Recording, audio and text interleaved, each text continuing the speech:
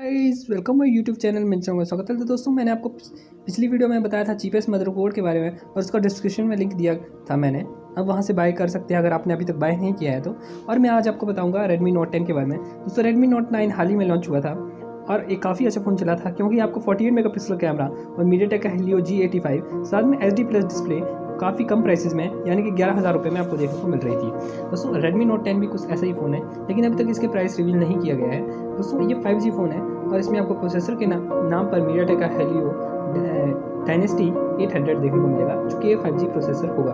तो मीडियाटेक का ये नया प्रोसेसर है और कैसा प्रोसेसर है ये अभी आने वाले समय में ही पता चलेगा।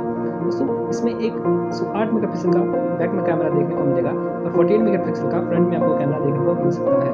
दोस्तों रेजोल्यूशन की बात करें तो फुल IPS डिस्प्ले होगी और गेमिंग आप इसमें काफ़ी अच्छी खेल सकते हैं।